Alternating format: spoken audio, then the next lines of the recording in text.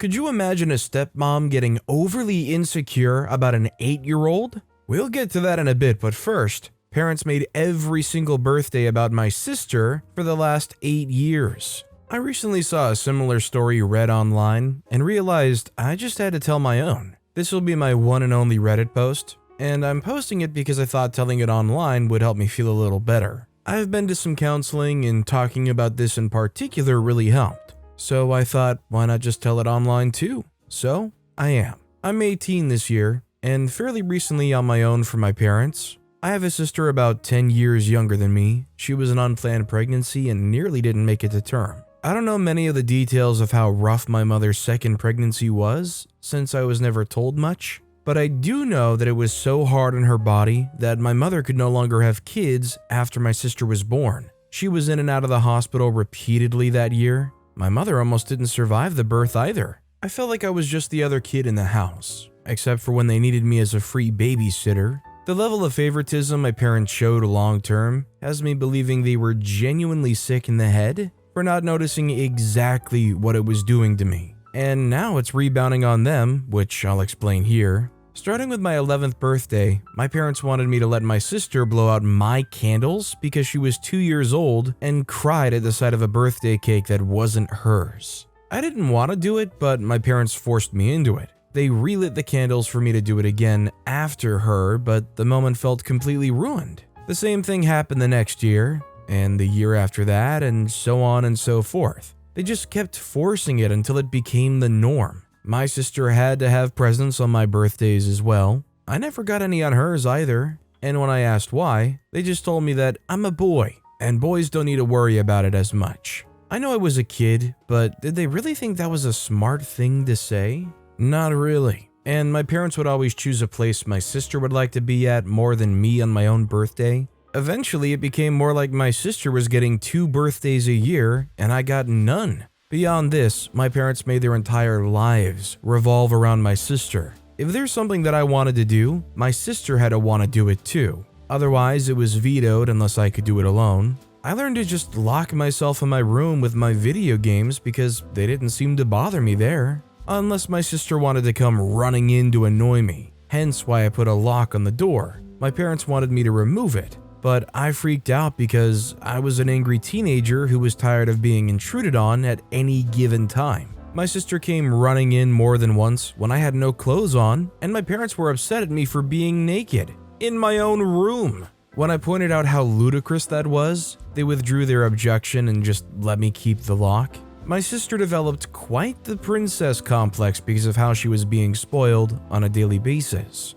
And she was very demanding, so I stayed away from her as much as I feasibly could. Whatever excuse I could use to not have to deal with her, even if I had to make stuff up just to have time to myself. My parents hired a teen girl babysitter, and I got more personal time, and then the babysitter quit because my sister wouldn't listen to her, and my parents tried to keep from paying by saying she did a bad job. The girl got some other people involved, and my parents finally paid her what they owed her. Then they hired another girl to babysit on the regular, and this one stayed, but my parents still made it clear that I was to be watching my sister any day I had free, which I went out of my way to make busy at my part-time job if I could. My sister treated me as her personal butler and ordered me around. She even had a stupid nickname for me she wouldn't stop using. Hearing that name makes my blood boil. And if I didn't give her everything she wanted, she'd cry and call our parents. And then I'd be in trouble for mistreating her.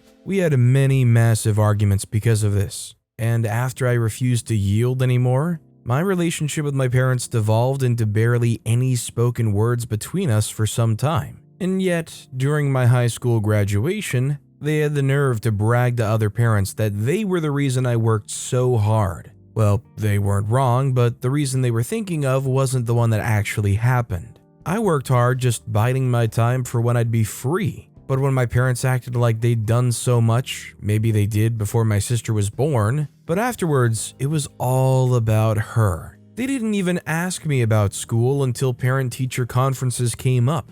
I graduated with a B and C average. And after my graduation, my parents just took me to some place where my sister would always have more fun than me, even though the trip was supposed to be for me. On my 18th birthday in July though, things really boiled to the surface. Even though it was my 18th, it didn't feel like it was about me at all. I hoped to God that we were going to my favorite restaurant for once, but no. They had the party at the local knockoff Chuck E. Cheese, which is the only place like it nearby to us, so it was the de facto celebratory destination whenever anything big was achieved, including my high school graduation. I did say it was a place my sister would enjoy more than me. I was surrounded by kids half my age having parties, and I was so bored with nothing to do but eat mediocre pizza and play claw machines and dated arcade games for tickets for cheaply made prizes that brought me no joy. Then, when it was time for the cake, my parents came out with one that was pink with white flowers on it. Sure, it had my name on it, but it was very obviously not a boy's cake, and there were only 10 candles. My parents lit up the candles and set it right in front of my sister to blow out. That's when it finally happened. I just had this mental moment of all the pent-up hate mentally flashing before me, and then I just started ugly crying. I, an 18-year-old boy, was crying in front of the whole family. Everyone was so shocked that time seemed to freeze. I got up and all of the stuff I'd been holding in for the past 8 years just spilled out like word vomit. The entire family got to be witness to this event. And when it was finally over, I just walked outside to sit by the family car. Several relatives trailed out after me to say they were sorry and that they didn't know about the pink cake because my parents kept it covered till it was served. I said it didn't matter that they didn't know. They all sat back and watched as my life was taken over by Little Miss Sunshine for the past 8 years. I had no real birthdays or celebrations of my own. They were all about her. And then, on the biggest birthday of my life, they all expected me to just smile and nod like always, while they handed my sister a cake that was entirely meant for her when it wasn't even her birthday. Some of them started giving me apologies, but they made the excuse that all this time, they just thought I was okay with it because my parents said I was. I told them I was never okay with it, and my parents forced it on me every year till I just pretended to accept it. I spread my arms out and said, "Look where we are. Does it look like the place I wanted to celebrate my graduation and 18th birthday?" No one even tried to stick up for me all this time. I'm just the other kid while my sister gets everything. I didn't even get to have any of my friends there because my parents stopped letting me invite them a long time ago after they tried to voice their opinions over my sister getting to blow out my candles. There are 365 days a year. And was it so bad to want one that was about me and not her? Instead, I'm treated like the greedy, entitled brat for wanting my own birthday. Then, I just went back to ugly crying. My father came outside by that point to yell at me for making such a huge scene, because my mother was crying too, my sister was upset because I ruined her moment, and now everybody in there who saw thinks they're bad parents. I ended up yelling at him that they are bad parents and he should know exactly why. Well, after I said that, the rest of the family descended on him like a pack of wolves. Better late than never, I suppose, but I'd never seen anything like it before. My father was practically backed right up to the restaurant front door, and then most of the crowd flooded back inside with him to have it out with my mother too. My grandparents stayed with me and apologized for having their eyes shut so tight for so long. I don't know what was said to my parents in the restaurant, but it was roughly half an hour before they came back out. And when they did, they looked incredibly defeated. My mother was still sniffling after crying so hard, and neither of my parents could look me in the eyes. They both awkwardly apologized for what they did, and then offered to redo the party elsewhere, but that wasn't really enough for the crowd. One of my uncles ahemed rather loudly, and my parents said that they'd never make me let my sister blow out my candles again, or give her presents on my birthday, or make any part of it about her. There was another ahem, and my parents also apologized for getting a cake that was obviously not even meant for me, and that they just felt like I wasn't worried about cake anymore at my age. Oh boy, that was the wrong thing to say. I became furious all over again and yelled at them that my age was irrelevant. They had literally given my birthday to my sister and had no good reason as to why, and they knew it. Then I said there was no point in redoing the party because it's too darn late. They clearly show that I mean nothing to them. They ruined 8 years of my life till I became an adult. What future birthdays with them could I possibly look forward to? Well, my father started to get angry at me for saying that, but when the entire family yelled at him, he shut up. My grandfather told him I'm exactly right, and there's no possible way they can undo the damage done now. He said that my parents were awful people, played favorites, and treated me like a black sheep ever since my sister was born. And what's more, they were all awful themselves because they just let it happen too. And I'm owed far more than an apology. I was owed my life back. My mother broke down again and tried to come closer to me while crying my name and apologizing, but I refused to let her anywhere near me, and half of the family body blocked her from getting close. I just said that I couldn't take this anymore and started to walk away. One of my aunts chased me down and brought me back. I could hear multiple family members yelling and cussing at my parents over what had happened. But I was so upset, I couldn't even feel happy for any bit of justice after all this time. Also, where was my sister when this was all going on? She was still in the restaurant, all by herself, eating cake and ripping open presents that were there for me. And if anyone was wondering, yes, my parents served her some cake after I cried and walked out. You would think doing that wouldn't be their primary focus in the moment, but they were called out on it later. My grandparents got me to calm down and sit in their old minivan while everyone else cleared out the party. My sister threw a huge tantrum after being caught opening my presents, one of which was a brand new smartphone that she threw against the wall and broke because she wasn't allowed to keep it. She literally just got a brand new phone on her own birthday a few months earlier. I ended up being so upset that I was ranting that I never wanted to celebrate my birthday again, and my grandparents just let me stay the night over at their house. When I came home, I still didn't speak to my parents. My mother just kept crying because I wouldn't talk to her, and my father was as closed-mouthed as me. The following weekend, my grandparents convinced me to go out with them to dinner, and when we got there, I was surprised to find a whole new party waiting for me. My parents were there, and they kept up with having the "don't hate us" smiles on their faces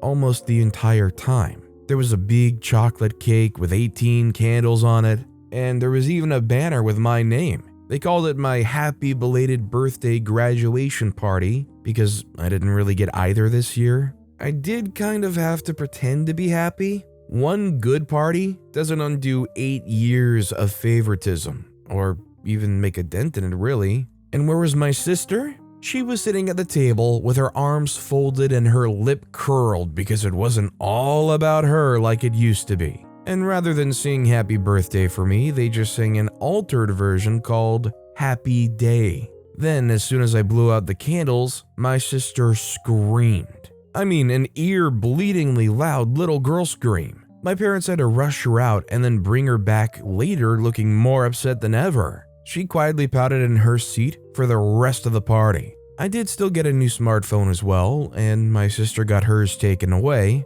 among other things for what she did at the prior party, but the smartphone wasn't all. The whole family had chipped in and gotten me a car. It was just an old white Volvo, but I loved it the moment I laid eyes on it. My grandfather knows a thing or two about cars and fixed it up himself. I was so happy. But my sister was clearly not, because she let out another one of those screams. She started having a massive tantrum and demanding a car too. My mother had to take her into the bathroom, and they didn't come back out for a while. My father just went back to looking defeated. My sister had effectively ruined their attempt at trying to look good in front of the whole family. Multiple family members also had strong words for my parents that my sister was acting that way because they raised her to be a princess spoiled brat. I obviously started driving the car around right away, but only days later, my sister actually vandalized the car by taking a hammer and breaking 2 of the side windows and cracking the windshield to the point that the car was undrivable.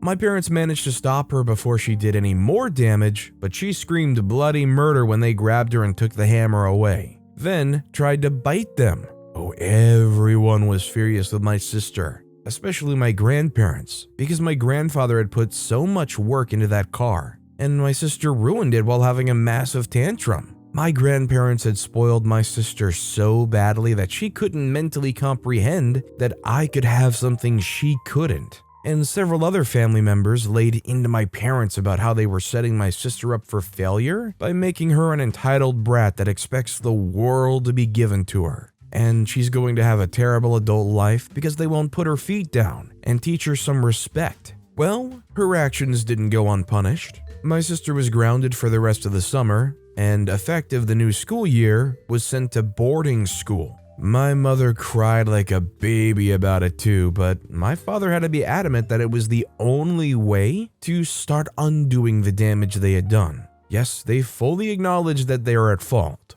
It was kind of hard for them not to, since no one sided with them at all. My sister is absolutely miserable at that school. She hates the clothes, she hates the rules, and she's been lying almost constantly. But with cameras almost everywhere now, she's not getting away with any of it. Our parents tried to visit her a few times, but she just screamed at them for putting her in that place. From what I hear, this may be her school life till she's 18 years old. My parents did pay to fix my car. They had an auto glass company replace the windows and windshield, and it looks just as it did before. In August, my grandfather came to me and said if I was interested, he found a job working for a friend. But it was 40 miles away, so I would need to move out of my parents' house unless I wanted that commute. I was all for moving. Finding a first apartment wasn't so easy though. I had to get approved for a credit card just to get accepted for a studio, but I got it. And I've been living where I am now since September. My parents keep trying to contact me, but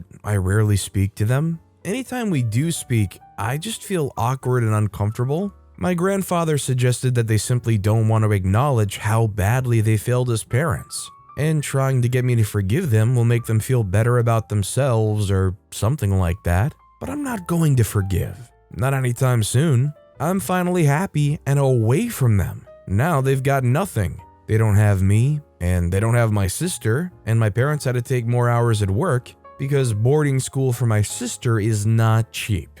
Nor can I imagine was the party that they had to throw for me or the repairs to my car. Empty house, angry relatives, and the only thing they have left is their work. Feels like incredible misery to me, and I don't take delight in it, but it is the result of their own actions after all. Just imagine being part of that extended family and realizing all this time that you saw these red flags and you never once thought to yourself to call them out on it and lay yourself on the line there. I would feel absolutely terrible for knowing that this was something building up in OP and not something OP was really going for themselves. I'm just glad that OP in the end had that support system, and I'm glad their grandparents came around. By the way, if you're enjoying these stories, make sure to hit those like and subscribe buttons down below so you never miss any of my daily videos. That said, our next story is Entitled Uncle Wants a Close to Free Photo Shoot for Sister's Baby Shower. I'm an amateur photographer that photographs events for a couple $100 since I'm still a student. One of my friends suggested a person who was looking for a photographer for his sister's baby shower in Austin, Texas, which is 4.5 hours away. I live in Dallas, Texas. I contacted the guy, let's call him Jack, asking if he was still looking for a photographer. He said yes and asked me for a quote. I said I usually charge $100 an hour for a 20 to 25 pictures an hour, along with edits and 50 photo printed album. But since it was a 6-hour event with several dance performances, skits and games, a 9-hour drive to and fro, plus accommodation since it'll be pretty late to drive back, and the fact that he needs a videographer along with me as the photographer, as he doesn't want me to go back and forth, that means a total of 2 people have to share the cost they pay us. I asked for $150 an hour, so a total of $900. For all of the above mentioned things, including the editing hours, it's $900. He asked me if I was a professional photographer. I told him not exactly, but I've been doing this for 6+ years, and I'm pretty good at editing pics. I sent him my portfolio of both raw and edited pics, which takes a minimum of 2 hours per 10 pics, since I'm not super fluent at Photoshop. Jack said he'll call me back in a few hours, and hung up. Cut to a few hours later, Jack called me and said he really loves my portfolio, but he can't pay more than $500, and that even $500 is too much. as photography is easy and anybody with a smartphone can be a good photographer. I clarified saying that I'll be taking pics with my camera and not a smartphone, and what I'm asking is not too much considering he's getting 2 people for 6 hours for the price of 1, not to mention the other factors included. At this point, Jack started arguing that he's doing me a favor by even considering $500, since this would bring me exposure and I'm not even a professional photographer. I told him if it were a local event, I'd love to do it for $75 an hour. He said it is local since it's within state lines and it's just a mere 4-hour drive. He also said that there's professional photographers charging only $200 total for a 6-hour event. I told him to give me some time to see if I could reduce the price by cutting any cost. I tried to negotiate with him and told him I'll do it for $500 as I'm in college and I really need some extra money. He refused and said that I should understand that he was trying to gift his sister with eternal memories and that I should do it for free as I didn't take up the offer before. 20 minutes had passed, by the way. When I told him I couldn't do that, he called me a jerk and said that my pics weren't even that good. Cut to 2 days later, he called me again and said that he's willing to pay me $200 for a 6-hour event, as that's what professionals charge in the city of Austin. I told him no because my friend wants to cancel as he's not getting paid enough to take a video and waste an entire weekend for absolutely no money. He got pissed, called me names, and hung up the phone and blocked me. I definitely think that photography is one of those jobs that people can just kind of underestimate as far as what the value goes for them. Another good one is actually voice acting. The legitimate professional voice actors out there, they get paid a lot more per minute or per hour than you would expect. Somebody creates some new animation and expects to hire a voice actor and be like, hey, if I give you $20, can you voice 30 minutes of lines for me? Some people starting out are just looking for portfolio work very well might, but you're not going to get any professional voice actor going for that rate. Our next story is entitled Mother Throws a Tantrum Over Trash Bags. So first off, to understand the situation, I live together with my roommate and our 3 cats. Our work regarding the cats is equally split. I feed the cats and do everything that has to do with them, except the litter box. I'm still recovering from different trauma and problems, and I immediately start to cry or throw up once I try to clean it. My roommate for that can't smell the wet food for them, so it all works out pretty well. So we have me and our neighbor entitled Mother. We live in the new flat since around a bit more than a year, and she moved in with her 3 kids about 2 months after. We got to know each other because every time I see a neighbor needing help, I always ask if I can do something for them. Stuff like, groceries too heavy? Let me lend you a hand. Oh, your baby stroller's too heavy to get up to your floor? I'll help you get it up. And exactly like that, we know each other. For a while, I even considered her my friend.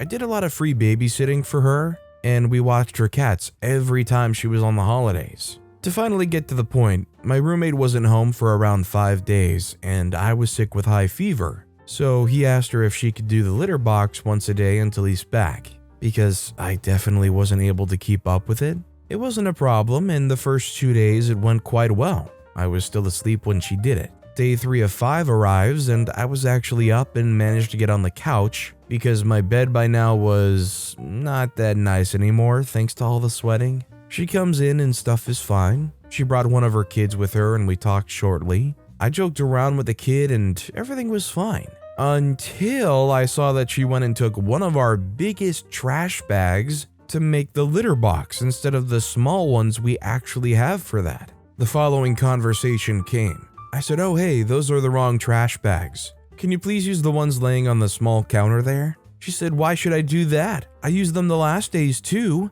She already got loud at that. I said, yeah, I didn't see that the last days since I mostly only slept since I'm sick. At this point, she cut me off already. Well, you don't look too sick. She went on and opened the big trash bag. Me, standing up wobbly at that point, said, yeah, well, because I mostly only slept for days now. I gave her the smaller trash bags, or, well, I tried. She said, yeah, I'm not gonna use those. I already have this one opened. To be honest, the rest of the conversation is kind of fuzzy since my fever went up again, but all I know is that we ended up screaming at each other. Now she keeps telling her kids what a disgusting person I am and keeps on posting passive-aggressive quotes directed at me everywhere she thinks I could maybe see it. I won't lie, this is still annoying me so much I could cry. I liked her kids and got along with them, but to be honest, by what I now know, I only feel bad for them, growing up with a mother that can't even talk in a normal volume. I'm not gonna lie, whether or not it's a waste to use the bigger trash bags, if somebody's willing to come over when you're sick in the same apartment and scoop out the litter box for you, I think you probably shouldn't be too choosy about what size trash bag they use. Honestly, I think it's just one of those situations you grin and bear it. I'm not saying OP is wrong, they can totally die in that hill. I'm just saying I don't think it was worth it. Our next story is, father thinks yelling will get him what he wants. My family and I are on food stamps due to the hard times with money we have. They didn't send in any documents that we did last year to prove that we have no income and proof that our bills are the way they are. So my mom, 59-year-old female, calls and sees what we need to send and how to send it. Dad, 66-year-old male, gets angry at the lady on the phone for telling us we can't send it through mail and it can only be faxed or uploaded to the website. He yells at her like it's her fault, telling her how he retired 4 years ago and she needed to make an exception for us to mail in copies of all of our stuff. My mom is embarrassed and crying to my dad to tell him to stop yelling at the poor lady and that it's not her fault, but he keeps going as if it is. We most likely won't be getting the card again because of him and his anger. Due to both of my parents being disabled and us living in a city where it's very hard to find work, we need this. But here goes my dad, always making it harder and making us look bad. Honestly, is anybody else upset that their only options are A, faxing, or B, uploading? I mean, unless you've got a smartphone with a good enough camera and the know-how to upload those things, which I'm willing to bet these 60-year-old parents probably don't, or a fax machine with a phone line camera, you're going to at least have to find a local library, but at the same time, that costs time and money to get there too. Depending on where you live, that might not be a negligible trip. That said, our final story of the day is stepmom going out of her way to make me jealous at 8 years old. Have this awful memory from my childhood. The summer between 4th and 5th grade, I spent it with my dad and his family. We all had to crowd into my stepmom's parents' house for the summer because we were waiting on our new house to finish being built. My 2 younger sisters got invited by my stepmom's ex-family to go to the beach for a week in the Outer Banks. So guess who had to sit alone at the house all week while they got to frolic around in the sand? My stepmom would force me to talk to them on the phone almost every day. But on days I didn't, she would update me on all of the fun they were having, while I had to sit alone at home by myself with no kids to play with in the neighborhood. One day I got fed up as stepmom tried to hand me the phone, so I said no and ran away to my room. Stepmom later barges in with a nasty, "You made her cry." She then went off about how my aunt on my mom's side just took me on a cruise through the Bahamas a few months earlier and how my sisters weren't invited. So why should I get upset when they only get a week at the beach without me? I was only 8 or 9, so how was I supposed to have my feelings in order by that age? So I'm willing to bet that those daughters are on the stepmom side, right? Are they even related to the aunt that took OP on the cruise? Because regardless of what world the stepmom's living in, it matters quite a bit. And I fully agree with OP, they're 8 years old. What are they going to know about whether it's right or wrong, or that they should be including anybody or not including anybody? In my opinion, that just further cements that they're going to stay stepmom and probably never be anything more than that. But with that being said, that's all the time we have for today. Now, if you want to hear another absolutely crazy entitled parent story, check out that video on the left. Or if you missed my latest video, check out that video on the right. That said, I'll see you all next time with some more stories.